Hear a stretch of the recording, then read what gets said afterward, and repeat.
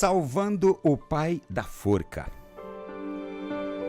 Um homem foi morto em um assalto próximo à casa do senhor Martinho de Bulhões, pai de Fernando de Bulhões.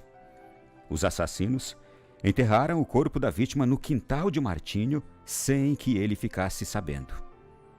Passados poucos dias, o corpo do morto foi descoberto pela justiça no terreno do inocente senhor, e este foi acusado pelo crime. Não tendo como se defender das acusações, tal eram as evidências de sua culpa, dado a forma como foi encontrado o corpo, o senhor Martinho de Bulhões ficou vários meses preso e finalmente estava sendo julgado. E com toda certeza, seria condenado à morte numa forca.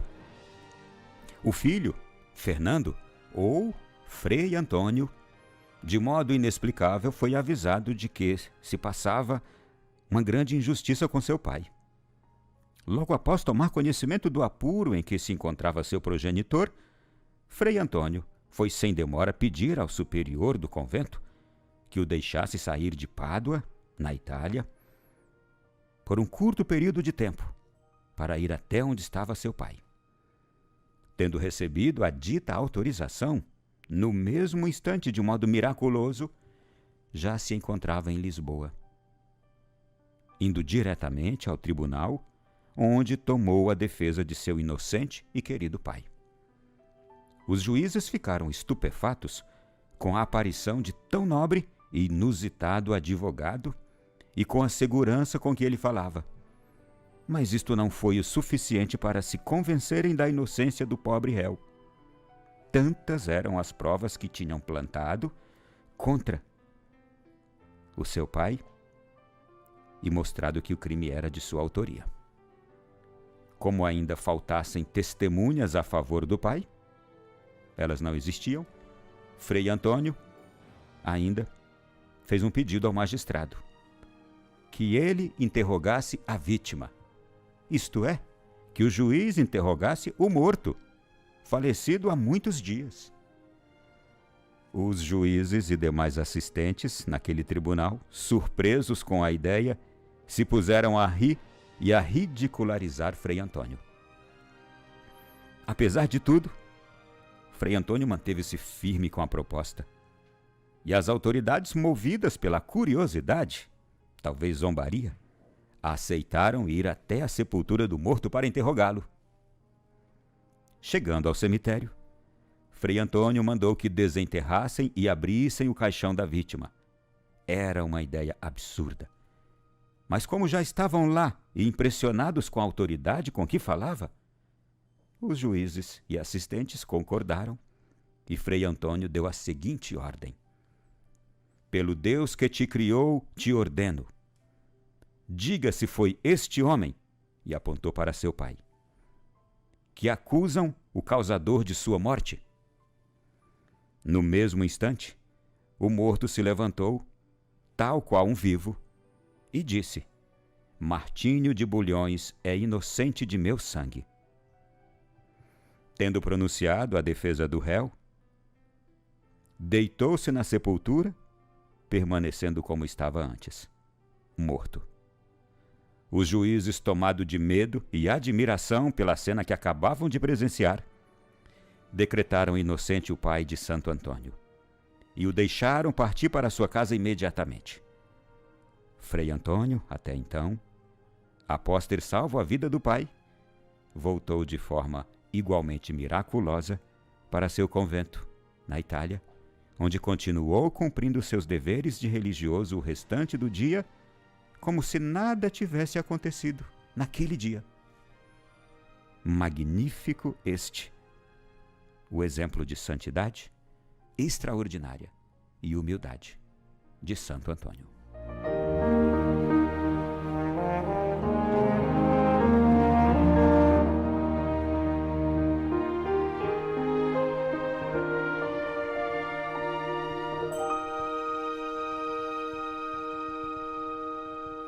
Meu irmão e minha irmã, você é católico? Se você for católico, hoje é dia de renovar a sua fé. Se você não o for, eu quero convidá-lo a entender. Por quê? Um católico é uma pessoa extremamente feliz. A Igreja Católica, no seu arcabouço, no seu baú histórico, ela traz experiências suficientemente saudáveis, suficientemente críveis para todo e qualquer ser humano voltar-se para Deus e entregar sua vida a Ele. Na Igreja Católica, nós encontramos a riqueza da tradição, da transmissão da fé. Nós encontramos a vida dos santos. Nós encontramos o tesouro da Eucaristia, que é nós nos alimentarmos ou podermos nos alimentar do próprio corpo e sangue de Jesus todos os dias. Nós encontramos os sacramentos, encontramos a palavra de Deus como a bússola do nosso caminhar. Mas em outra igreja eu tenho a palavra de Deus. Isso é maravilhoso. Em outra igreja eu tenho os mandamentos. Sim, estão contidos na palavra de Deus. É maravilhoso. Eu tenho pessoas também que ao longo da história testemunham uma vida de santidade. Isso é fantástico. Mas em qualquer outra igreja você não tem ali o testemunho dos santos colocados no altar como modelo para nós, nos convidando todos os dias a mudarmos a nossa vida, porque é possível que um humano mude a sua vida extraordinariamente, miraculosamente. E se você é um humano, a Igreja Católica mostra para você os santos que foram humanos e que viveram extraordinariamente, tocando em graças, milagres ao longo de suas vidas. E meu irmão, a tradição, a história do catolicismo é um verdadeiro solo, uma estrutura sobre a qual você pode caminhar e dizer: estou seguro. Se eu trilhar por este caminho, não me perderei. Não perderei a minha alma. Posso conduzir minha família. Posso me conduzir por aqui. É tudo o que eu preciso. E deixa eu dizer mais. Em tempos agora como este, que nós estamos vivendo, pós-modernidade, em que a gente está com um mundo cheinho de ideias falíveis, falhas, frágeis, enganosas, verdadeiras armadilhas, ideias, teorias, conspirações. Aqui você vai encontrar o chão mais seguro e resposta para tudo isso. Contra as ideologias de hoje, por exemplo, as ideias loucas, translocadas deste nosso mundo de hoje, a destruição que está sendo proposta como ideia moderna, destruição das coisas mais belas, mais admiráveis que Deus criou para o nosso mundo, você encontra na fé católica, no cristianismo, você encontra toda a segurança para dizer: este caminho aí que estão apresentando hoje vai me levar à ruína. E aí você tem a vida dos santos que te mostra o que fazer, como viver. A vida dos santos é apenas um aperitivo, um tira-gosto neste belíssimo, grande banquete que é a fé católica, o cristianismo. E aqui dentre esses nós estamos hoje com um dos grandes, Santo Antônio, de Pádua porque viveu em Pádua na Itália, de Lisboa porque nasceu lá. Chama-se, então fala-se dele, Pádua e Lisboa. Que vida extraordinária teve aquele homem, simples, humilde demais, com o dom da bilocação. Aqui a gente viu no relato de hoje, ele bilocou. No instante em que ele estava lá em Pádua, no convento, ele deixa eu usar um termo moderno hoje para você entender, se teletransportou. Isso é bilocação, é um dom extraordinário. E apareceu em Lisboa, no tribunal onde o pai estava sendo julgado. A autoridade da santidade de Santo Antônio era tão grande que Santo Antônio convenceu um tribunal a ir até o cemitério, convenceu a abrir a sepultura de um morto, e ele deu ordem ao morto. O morto ressuscitou, respondeu à pergunta que ele lhe fez e voltou a cair morto. Santo Antônio era um humano. Deus nos dizendo, os humanos são capazes de coisas extraordinárias se crerem em mim. Aliás, o que diz a palavra de Deus? Se creres em mim, farás coisas maiores que as que eu fiz. Você é humano? Foi para você que Jesus disse isso. É preciso apenas que creiamos e que aceitemos o convite de Jesus para sermos o que ele nos chamou a ser. Homens do Espírito. Que assumimos a palavra de Deus como a nossa bússola. Que tomemos a palavra de Deus como alimento diário para a nossa vida. E coisas extraordinárias nós veremos. Eu estava ontem na celebração da Santa Missa, acompanhado do meu filho, e durante a primeira leitura, que relato belíssimo do livro dos Provérbios,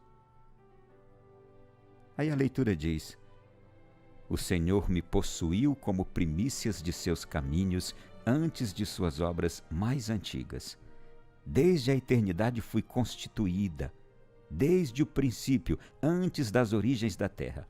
Fui gerada quando não existiam os abismos, quando não havia os mananciais das águas. Antes que fossem estabelecidas as montanhas, antes das colinas, fui gerada. Ele ainda não havia feito as terras e os campos, nem os primeiros vestígios de terra do mundo. Quando preparava os céus, ali estava eu. Quando traçava a abóboda sobre o abismo, quando firmava as nuvens lá no alto e reprimia as fontes do abismo, quando fixava ao mar os seus limites, de modo que as águas não ultrapassassem suas bordas, e lançava os fundamentos da terra, eu estava ao seu lado como mestre de obras. Eu era seu encanto, dia após dia, brincando todo o tempo em sua presença, brincando na superfície da terra e alegrando-me em estar com os filhos dos homens. Quando terminou a leitura, meu filho: papai, de quem ela está falando? Eu falei: você não prestou atenção na primeira frase? Esta leitura está falando da sabedoria.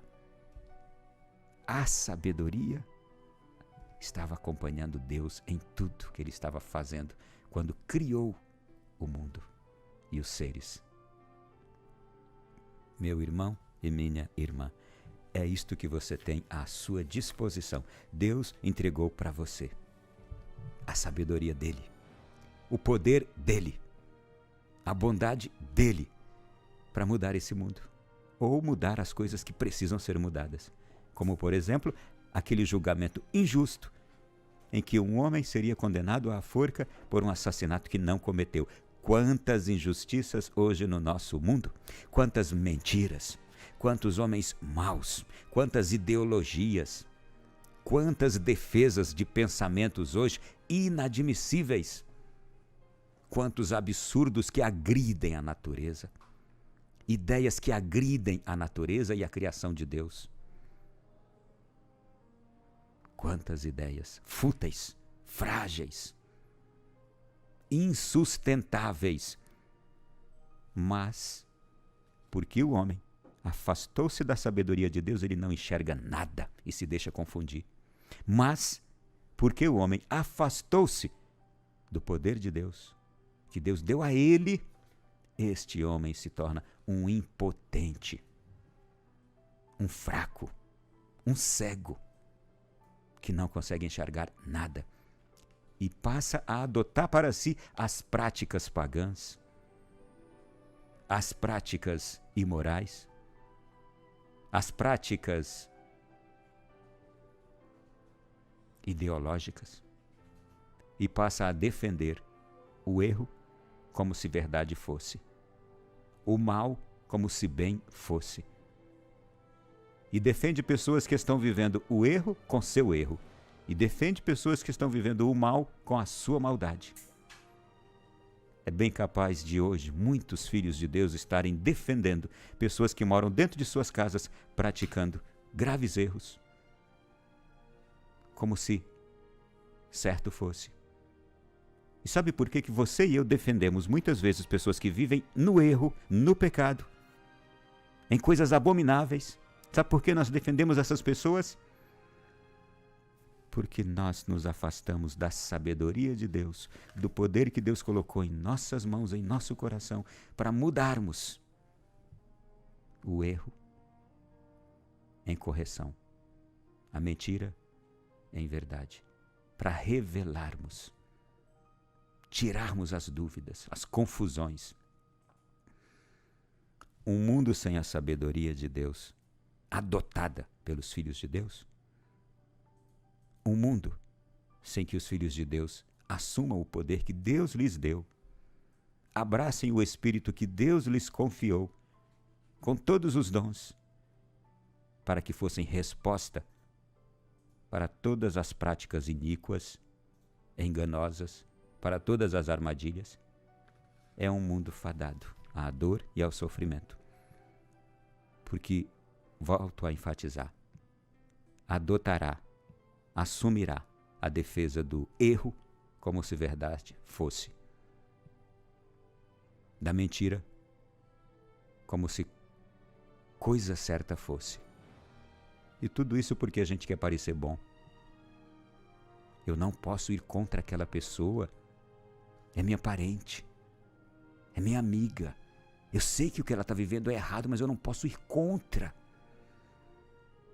Aí, para querer ser bom, você passa a aceitar e a permitir o erro como se certo fosse, a mentira como se verdade fosse. Olhe hoje para Santo Antônio. É isto que Deus tem para mim e para você. O poder e a sabedoria dele para nós termos as respostas certas para um mundo cheio de erros.